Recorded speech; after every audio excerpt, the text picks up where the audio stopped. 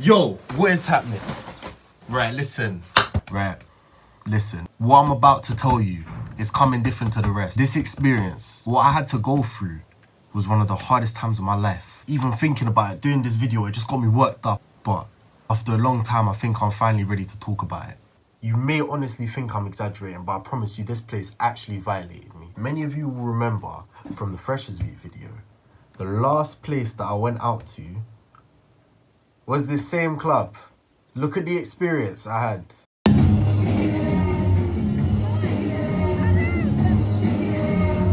You would think working at a nightclub as a student would be banging. Music. This place was trapped in 2006. Are you ready?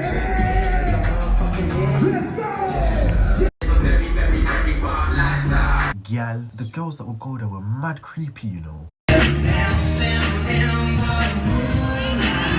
Social life. No. I think it'd be great. Living up every weekend. No. Is everything but good. I was actually a slave for 3 months. Lesson to be learned. On day one, ask them, how much are you getting paid? So I'm on Indeed, I'm seeing a job that's saying, what, £8? I'm like, great, cool, perfect. I'll have a car in no time. Mum will have a car by Christmas. Yeah, I was wrong. I applied for it, boom, bada boom, exchange emails, bam, bam, bam, interview, doing up. Hello, nice to meet you. Yeah, I'm Keanu. Can you tell me about any previous bar work? So my experience in bars, I worked in a lot of restaurants. I was handling drinks for all of them actually. As you can probably tell, I'm chatting pure was in this interview. You made cocktails before. Making cocktails, you know, I can do all of that. So I'm very used to jobs that are very active, that require me to be, you know, the nightclub atmosphere. I think will be quite a good environment for me, you know. Do you know how to pour a pint? Pouring pints, I'm an expert. And, you know, as I said, I'm very experienced in drinks. Talking like I'm some bartender of the year, more time I spilled the pints. I love the music that you guys play here. I think. So I was just kind of like, well, there's nothing really else going right now. So 4th of October, I roll in. So there was 5 bars and they put me on the one upstairs, which it's the only like semi-decent bar in the whole club. They call it the R&B room, but they don't play no R&B. There's none of that.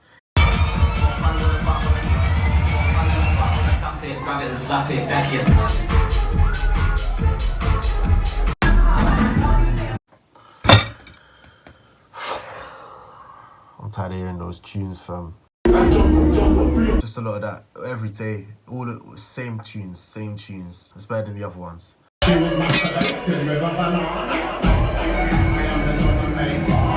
When I first started, you know what I'm saying? Like, it was fresh, you know, it was new. I was thinking, yeah, I'm working in a bar, this is sick.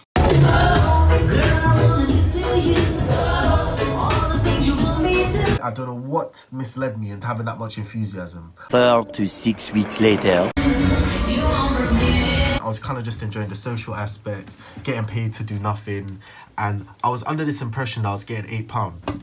I speak to one of my co-workers and they said, oh, what? So how old are you? I said, I'm 19. She was like, yeah, you get £6.63 or something like that. Brother.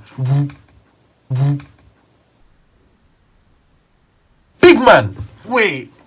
Am I a joke to you? Brother, am I a minor? Man said, here's your shillings. Here, take this and do what you can. You'll work your ass off for 4 hours straight, carrying kegs up and down the stairs, getting stock from the freezing cold stock.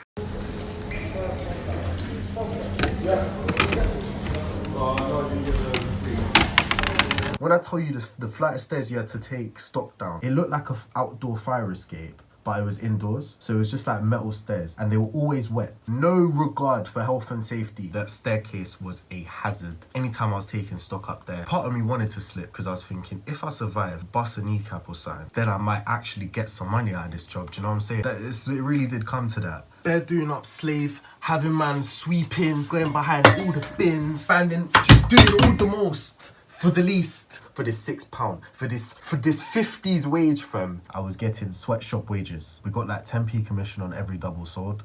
And if you sold like 50, that's like a £5. Quick maths.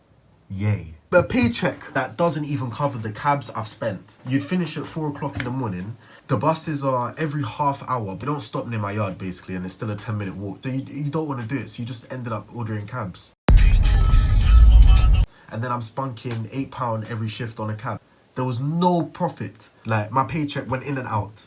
Take the piss, fam. This job was a mockery.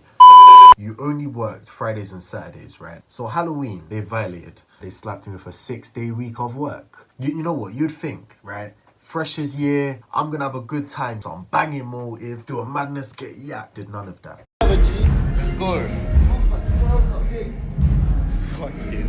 Fucking jokers. Everyone in any of the unis in Bristol had a better Halloween than me. I can confirm that. Imagine how draining that is, starting at 10 or 11, 10:30, 11, and you're finishing like 3, 4 in the morning for 6 consecutive days. It was a rude week. I would work a whole week there. Like, that 6 days, I must have accumulated something dead. On top of violating me by giving me a 6-day week, I got to experience the infamous Bar 4.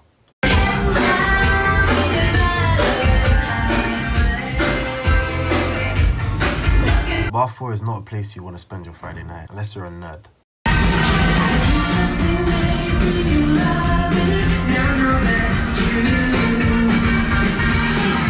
It was somehow worse than Bar 1.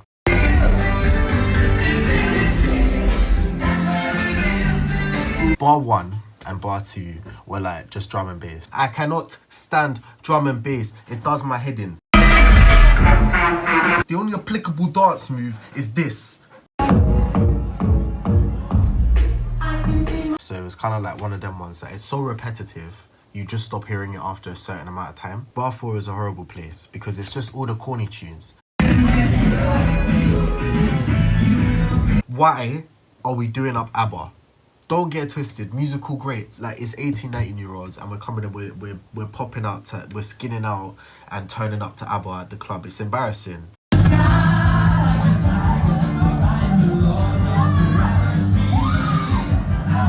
Real talk, what is this music? Embarrassing.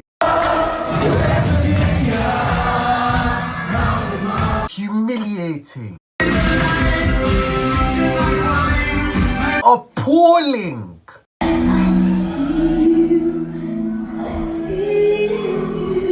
There is no words. At the end of the day, you know what, yeah?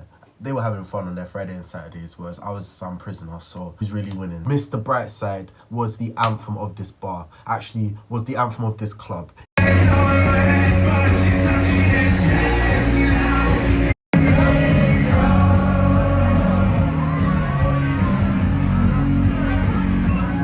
What is going on? Well, let me hold my hands up right now, yeah, and say I'm being a little bit unfair because I'm focusing very much on the negative.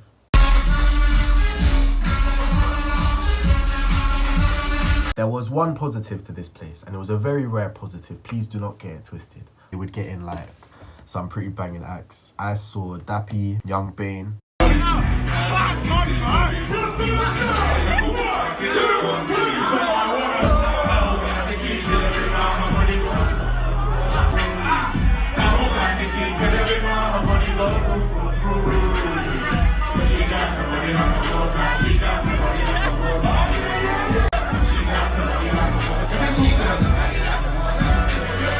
Who else did I see? Wretch 32. Obviously the few shit ones. J1 came. I was in the bar upstairs though, but I recorded him. I don't know if you can hear in the background of that video, but you can hear someone calling Keanu. I heard you. I was just choosing to ignore you. But the thing with the live acts here was it was all a scam. You'd pay like £15 for a ticket. You go spend all that money, the person is there for 3 songs. There was this one time, right? Do you know what, yeah? Most man skimped on the tips, yeah? But this one girl came up to me. It was something like 30 Jaeger bombs or some stupid, ridiculous figure. Like, I was mortified. She put a £50 in my hand and said, but I want to pay by card, that's for you. Naturally, someone's put £50 in your hand. You cannot fathom it. Who goes on a night out and gives away £50? I don't know, but I love you. You're my favorite person in the world. Thank you. Yeah, I've taken the card payment and put the 50 in the till. And she's like, did you keep that? I was like, what? And she was like, no, that was for you. And I was like, oh.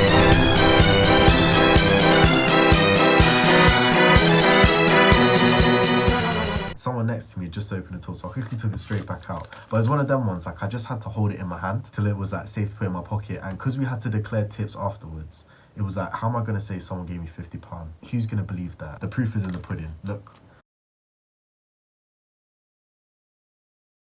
Ever since I got that 50, I don't think I was ever tipped more than £2. So they would sometimes have you come in on like a weekday, and that was for like a gig night. More time you did not want to go to a gig night.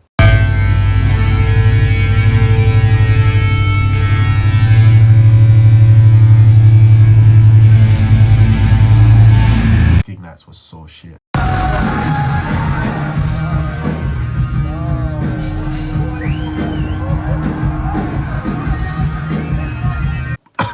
Makes me sick. Think about it.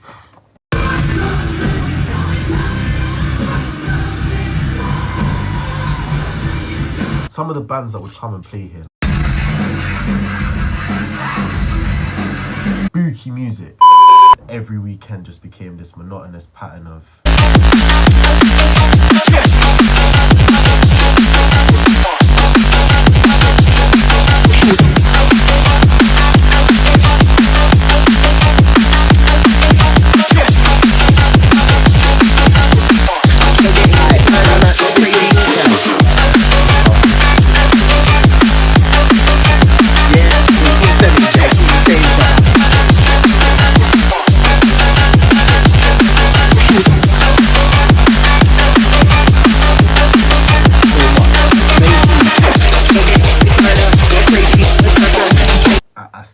I still did it for a bit. I just was being lazy about not finding another job.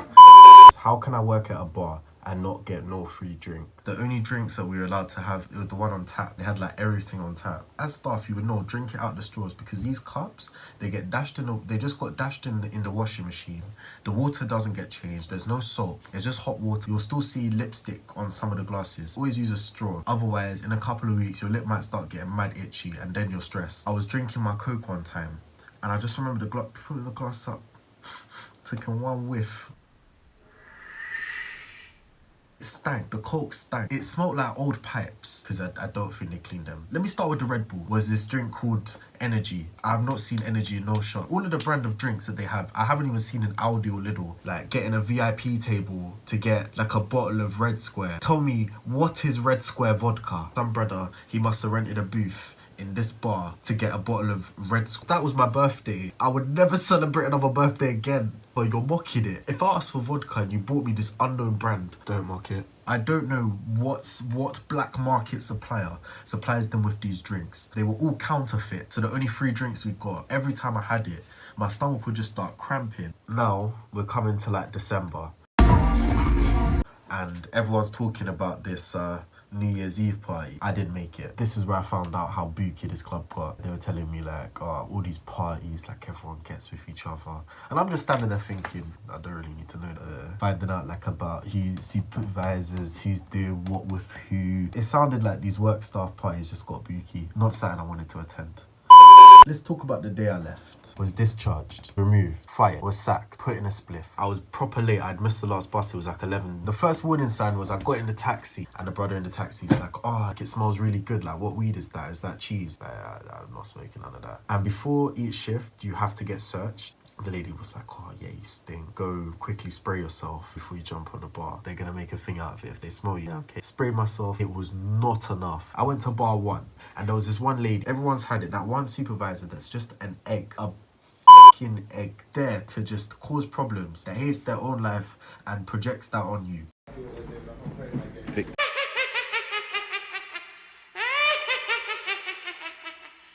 And I remember the same supervisor, yeah, one time, 4:30 in the morning, I finished, yeah. I've got my jacket and I'm signed out. She's like to me, oh, who dismissed you? I said, lights are on, there's no music playing, there's nothing going on. It's lock off, innit? She's like, oh, no, I dismiss you.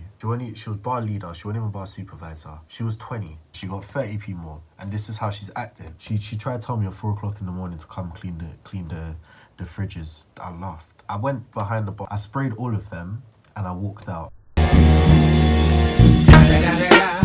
It's the motherfucking Eagle Double G. Snoop Dogg. she had come up to me and she said, can I talk to you in the washroom? So obviously, oh shit, cool. Let me just serve bare customers and act busy and maybe she'll forget. Came and tapped me, was like, cool, leave your customer, come with me. Have you been smoking? No, I haven't smoked, but I've got something for after work. Another life lesson, never incriminate yourself. They say you have a right to remain silent. Use it. It was like, oh, thank you for your honesty. I'm gonna have to report you, but thank you for your honesty. I didn't think anything of it, to be honest. I just jumped back on the bar and just did my job for another 2.5 minutes. The little boss lady came. She's a bitch. She came, take me into the washroom, like, oh yeah, we're gonna take you into the staff room. You need to get your staff. We're gonna have to conduct the staff search. I was just thinking like, oh, you're making this all long, man.